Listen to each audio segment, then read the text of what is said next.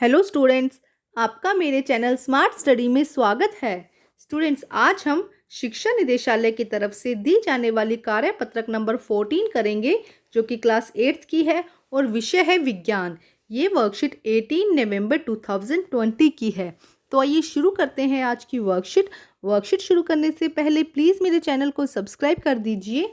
तो आइए देखते हैं आज की वर्कशीट विस्थापन अभिक्रिया।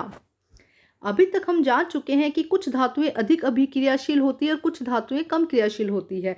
कुछ धातुएं तो किसी से भी अभिक्रिया नहीं करती। बेटा, पिछली वर्कशीट में हमने धातुओं के गुण देखे थे और हम ये अभी तक जान चुके हैं कि कुछ धातुएं बहुत अधिक क्रियाशील होती है, जबकि कुछ धातुएं बहुत कम क्रियाशील होती है। मतलब वो किसी के साथ भी, अन्य धातु के साथ या अधातु के साथ जल्दी से क्रिया नहीं करती है, जबकि कुछ धातुएं बहुत जल्दी से क्रिया कर देती हैं। तो जो धातुएं बहुत जल्दी से क्रिया करती हैं, बहुत फटाफट क्रिया कर देती है, उसे हम बहुत अधिक अभिक्रियाशील बोलते हैं, और जो नहीं करती है उसे हम कम क्रियाशील बोलते हैं। और कुछ धातुएं हमने देखा था, जैसे कि गोल्ड को हमने देखा था कि वो वाटर के साथ में कोई रिएक्शन नहीं करता है, सोना कोई भी रिएक्शन नहीं करता है। तो कुछ धातुएं ऐसी होती है जो कोई भी अभिक्रिया नहीं दिखाती है। अब हम धातु की अभिक्रियाशीलता के बारे में विस्थापन अभिक्रिया की मदद से जानेंगे। अब हम इसकी अभिक्रियाशीलता की मतलब उसकी कितना रिएक्शन करती है, इसके बारे में हम जानेंगे। तो यहाँ पे एक क्रियाकलाप दिया गया है, आइए देखते हैं। 100 ml के 5 बीकर लें, उनमें A, B, C, D और E चिन्हित करें। प्रत्येक बीकर में 50 ml जल लीजिए। देखिए यहाँ पे लिया गया है, 5 बीकर लिए गए हैं और हर जो बीकर है उसके अंदर 50 ml पानी लिया गया है, जल लिया गया है। प्रत्येक बीकर में दिखाए गए पदार्थों को में से प्रत्येक का एक चम्मच कर घोलिए। तो देखिए क्या करना है आपको। यहाँ पे हमें एक बीकर ए, जैसे कि ये बीकर ए है, ठीक है, यहाँ पे लिखा गया है बीकर ए। तो बीकर ए में कॉपर सल्फेट और एक जिंक का टुकड़ा हमें डालना है। हमें इसमें क्या डालना है? कॉपर सल्फेट और जिंक का टुकड़ा। बी में कॉपर सल्फेट और एक लोहे की कील Fe डालना है। बी में हमें क्या डालना है? एक कॉपर सल्फेट का विलयन डालना है और लोहे की कील डालनी है। अब सी में हमें क्या डालना है? जिंक सल्फेट ZnSO4 और तांबे की छीलन और Cu डालना है। इसी तरह डी में आयरन सल्फेट FeSO4 और तांबे की छीलन डालनी है। FeSO4 और Cu डालना है इसके अंदर भी, ठीक है। इसी तरह ई में देखिए जिंक सल्फेट ZnSO4 और हमें डालना है लोहे की कील, ठीक है। यहाँ पे हमने डाल दिया। अब देखिए डालने से पहले जब हमने ये डाला कॉपर सल्फेट, जिंक सल्फेट, तो देखो यहाँ पे दिखाया गया है ABCD, ठीक है। जब हमने जिंक का टुकड़ा, लोहे का टुकड़ा, तांबे की छीलन, ये क्रमानुसार इसके अनुसार डाला है, तब देखते हैं कुछ चेंजेस आए हैं यहाँ पे। ये देखिए इन दोनों में आपको दिखाई दे रहा है, पहले ये था जब हमने डाला और उसके बाद में ये हो गया। तो यहाँ पे आपको दिखाई दे रहा है, देखो ए यहाँ पे ब्लू कलर का था, यहाँ पे देखो कैसा डार्क हो गया है। यहाँ पे इसका जो भूरा, जो नीला रंग था वो अदृश्य हो गया और नीचे भूरा भूरा आ गया है। यहाँ पे बी का जो सॉल्यूशन है कुछ देर के बाद में ग्रीन हो गया है। सी, डी, ई और ई में लगभग कुछ चेंजेस नहीं है। तो आइए देखते हैं ऐसा चेंजेस क्यों आया है। बीकर ए में जिंक और कॉपर सल्फेट के विलयन में कॉपर को विस्थापित कर दिया। देखो जो बीकर ए था इसमें हमने क्या डाला था? Zn, एक सेकेंड, हमने इसमें क्या डाला था? Zn और हमने जिंक और क्या डाला था? CuSO4। ये चीज़ें हमने जो फर्स्ट बीकर था ए में हमने ये चीज़ें डाली। अब बेटा हुआ क्या यहाँ पे? क्योंकि Zn की अभिक्रियाशीलता पावर जो है वो ज़्यादा है, इसकी क्रिया करने की जो क्षमता है वो ज़्यादा है। तो ये क्या करता है? इस Cu को यहाँ से हटाकर खुद यहाँ पर लग जाता है और क्या बना देता है? ZnSO4, और यहाँ पे Cu अलग हो जाता है। इसने इसको विस्थापित कर दिया। Zn ने Cu को विस्थापित कर दिया। विस्थापित का मतलब अपनी जगह से हटा दिया और खुद उसकी जगह पर आ गया। तो ये क्या बन गया? CuSO4 से क्या बन गया? ZnSO4 और Cu यहाँ पे अकेला रह गया। तो इस तरह की अभिक्रिया को हम विस्थापन अभिक्रिया कहते हैं। अब हम यहाँ पे समझते हैं, देखो क्या लिखा गया है। अब रिएक्शन देखो क्या हुआ। जब बीकर ए में जिंक और कॉपर सल्फेट के विलयन में से कॉपर को विस्थापित करता है, जिंक क्या करता है? कॉपर सल्फेट में से, देखो कॉपर सल्फेट में से कॉपर को विस्थापित कर देता है, अलग कर देता है, जिसकी वजह से अब जब विस्थापित किया उसकी वजह से क्या होता है?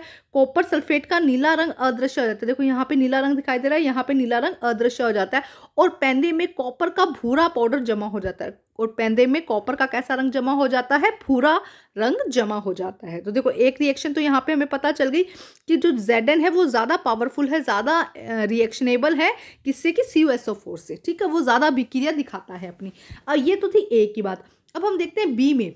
बी में भी देखो यहाँ पे क्या हुआ, ग्रीन कलर था, कॉपर सल्फेट का विलन डाला हुआ था और Fe डाला हुआ था, और यहाँ पे क्या हो गया, ग्रीन कलर हो गया, ब्लू से कैसा कलर हो गया, ग्रीन कलर।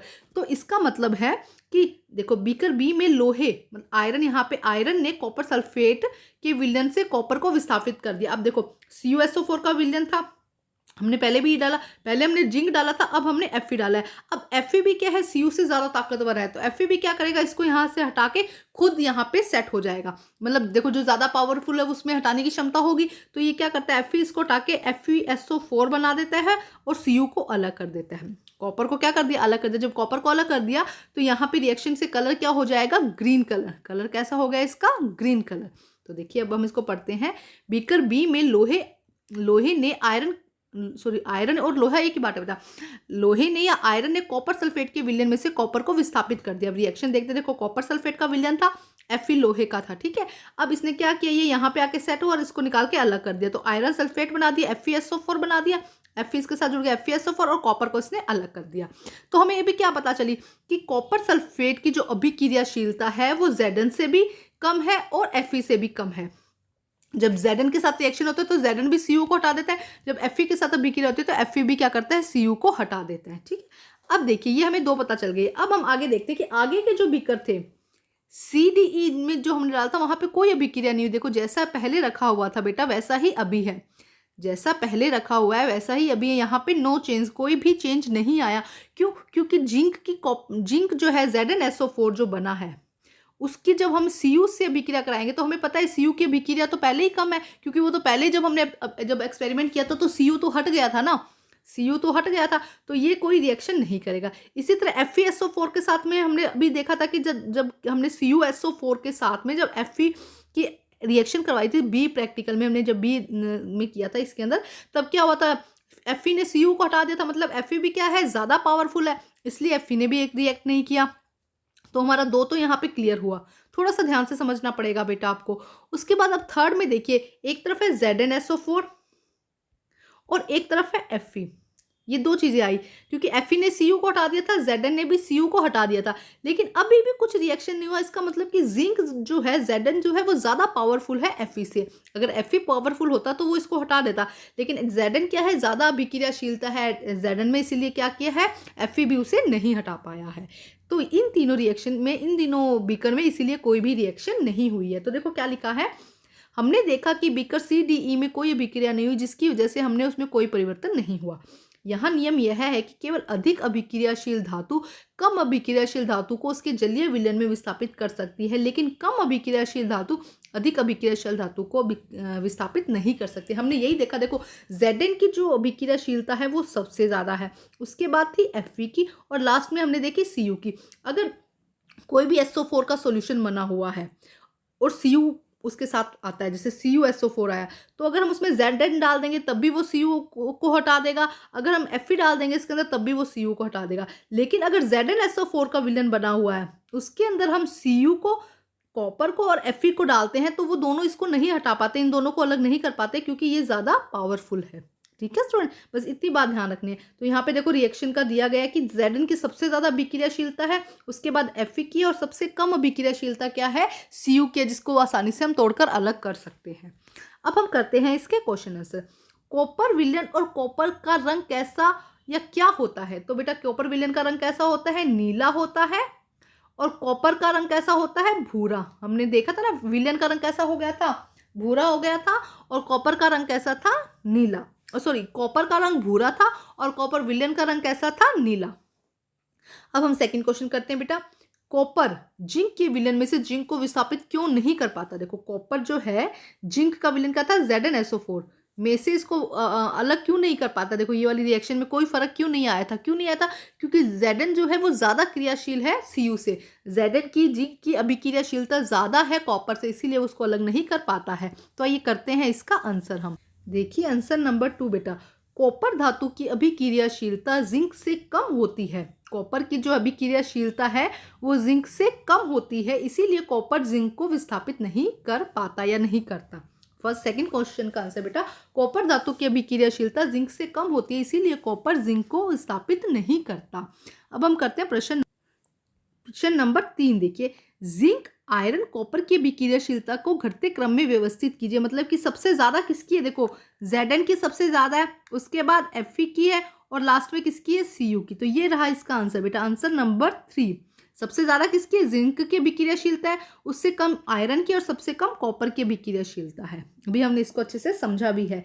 क्या होता है जब, क्वेश्चन नंबर 4 बेटा, क्या होता है जब एक लोहे की कील को कॉपर सल्फेट के विलयन में रख देंगे। जब एक लोहे की कील को कॉपर सल्फेट के विलयन में रख देंगे तो क्या हुआ था बेटा, जो विलयन का रंग था वो कैसा हो गया था, हरा हो गया था। क्यों, क्योंकि Fe ने क्या किया था, Cu को विस्थापित कर दिया था। तो आइए करते हैं इसका आंसर हम। आंसर नंबर 4, लोहे की कील को जब कॉपर सल्फेट के विलयन में रखते हैं तो लोहा कॉपर को विस्थापित करके स्वयं आयरन सल्फेट बना देता है और विलयन का रंग हरा हो जाता है। ये अभी हमने देखा था बेटा, जब क्या किया गया था, लोहे को Fe के साथ जब CuSO4 की रिएक्शन हुई थी बेटा, तो देखिए यहाँ पे लिख देते, जब Fe के साथ में हमने Fe क्या है, लोहा है ना बेटा, लोहे को जब CuSO4 के साथ में रिएक्ट करवाया गया था तो क्या बन गया था, FeSO4 आयरन सल्फेट बन जाता है और कॉपर क्या हो जाता है, विस्थापित हो जाता है और विलयन का रंग हरा हो जाता है। तो अभी हम इसको समझ चुके हैं। अब हम करते हैं प्रश्न नंबर 4। प्रश्न नंबर 5 देखिए क्या दिया गया है, अभिक्रिया को पूर्ण कीजिए, zinc Zn plus dash zinc sulphate plus copper. तो यहाँ पे क्या होगा बेटा, CuSO4 क्या हो जाएगा, CuSO4, या हम इसको लिख देंगे कॉपर सल्फेट, ब्रैकेट में आप लिख दीजिएगा कॉपर सल्फेट। जब कॉपर सल्फेट के साथ में हमने रिएक्ट करवाया तो क्या हो बेटा, सल्फेट के साथ में जिंक की रिएक्शन हो गई और कॉपर क्या हो गया, इसमें से अलग हो गया। तो बेटा आज की वर्कशीट कंप्लीट होती है। वर्कशीट कंप्लीट करके अपने टीचर से चेक कराइए और प्लीज़ मेरे चैनल को लाइक कीजिए, सब्सक्राइब कीजिए और शेयर कीजिए। Thank you students.